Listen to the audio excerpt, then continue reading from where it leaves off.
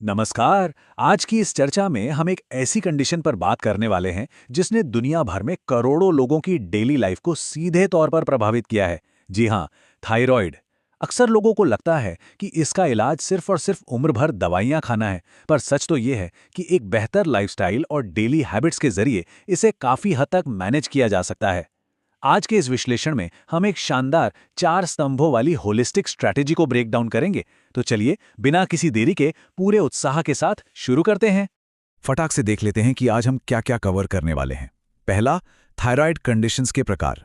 दूसरा, डाइट और न्यूट्रिशन। तीसरा, योगा और प्राणायाम। चौथा, नींद और स्ट्रेस मैनेजमेंट। और पांचवां, सबसे अहम, मेडिकल प्रिकॉशंस। ये रोडमैप मदद करेगा नेचुरल रेमेडीज और मेडिकल एडवाइस के बीच एक परफेक्ट बैलेंस समझने में। तो बढ़ते हैं पहले हिस्से की तरफ, यानी टाइप्स ऑफ थायराइड कंडीशंस। हमारे गले में एक बहुत ही छोटी सी बटरफ्लाई के आकार की ग्लैंड होती है, जिसे थायराइड ग्लैंड कहते हैं। भले ही ये साइज में छोटी हो, पर इसका इम्पैक्ट पूरे शरीर के मेटाबॉलिज्म पर पड़ता है। दरअसल इस ग्लैंड के फंक्शन में होने वाली गड़बड़ी को दो मेन कैटेगरीज में बांटा गया है। ये दो कैटेगरीज हैं, हाइपोथायरॉयडिज्म और हाइपरथायरॉयडिज्म। और इन दोनों के असर बिल्कुल एक दूसरे के विपरीत होते हैं। हाइपोथायरॉयडिज्म में आखिर क्या होता है? ग्लैंड जरूरत के हिसाब से हार्मोन्स नहीं बना पाती, जिसका सबसे बड़ा और कॉमन लक्षण है शरीर का वजन तेजी से बढ़ना।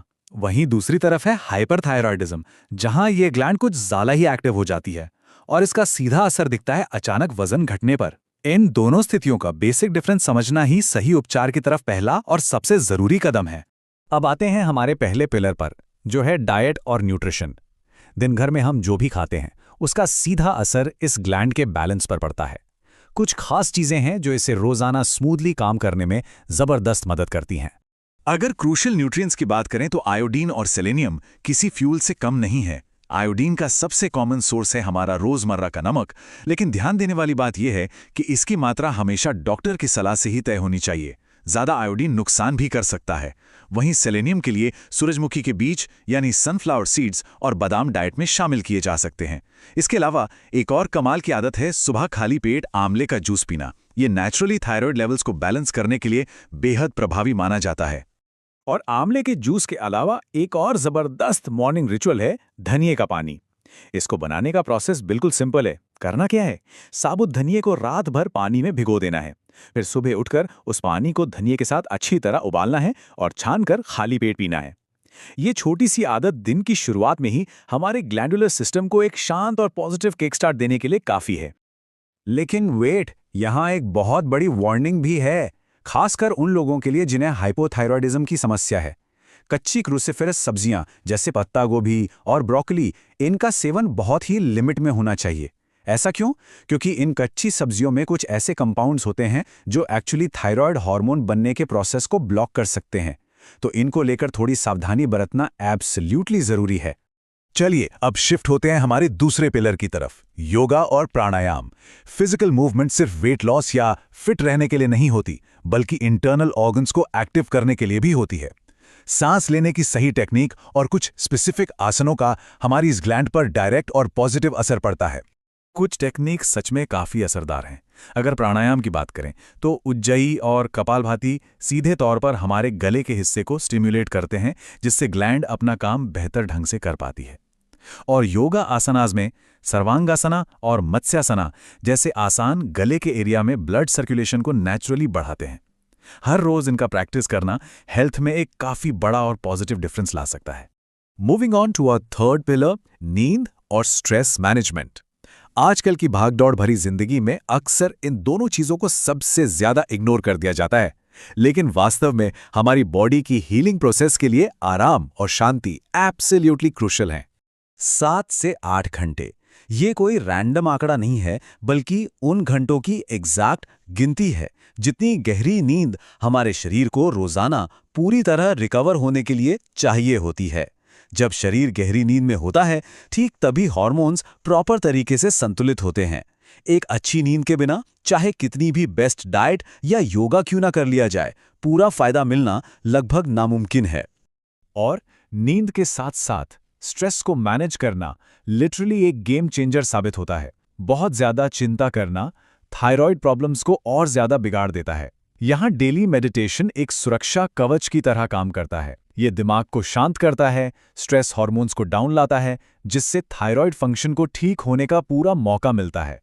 अब आते हैं चौथे और एक बेहद अहम पिलर पर, मेडिकल प्रिकॉशंस एंड केयर। ये समझना बहुत ज़रूरी है कि हमारे नेचुरल और होलिस्टिक तरीके मॉडर्न मेडिकल साइंस के खिलाफ या उनके विकल्प नहीं हैं, बल्कि ये दोनों एक साथ मिलकर सबसे बेस्ट रिजल्ट देते हैं। 30 से 45 मिनट, ये इंटरवल बिल्कुल ध्यान रखने लायक है। अगर रोज सुबह उठते ही थायराइड की दवा ली जा रही है, तो उस दवा और सुबह के पहले नाश्ते के बीच स्ट्रिक्टली 30 से 45 मिनट का गैप होना ही चाहिए। अगर गोली खाने के तुरंत बाद कुछ खाया या पी लिया गया, तो मेडिसिन शरीर में ठीक से एब्जॉर्ब नहीं हो पाएगी। ये एक छोटी सी आदत मेडिसिन को अपना पूरा 100% काम करने देती है। इसके अलावा रेगुलर चेकअप्स की एक फिक्स टाइमलाइन होनी चाहिए। हर 3 से 6 महीने के अंदर TSH, T3 और T4 लेवल्स का ब्लड टेस्ट अनिवार्य है। हम सिर्फ अंदाजे पर या लक्षणों पर भरोसा करके इसका संचालन नहीं कर सकते। ये रेगुलर टेस्ट्स ही कंफर्म करते हैं कि डाइट, योगा और दवा मिलकर शरीर पर कितना असर कर रहे हैं और क्या ट्रीटमेंट में किसी बदलाव की ज़रूरत है या नहीं। यहाँ एक बात बिल्कुल क्लियर करनी ज़रूरी है, थायराइड एक प्रॉपर मेडिकल कंडीशन है।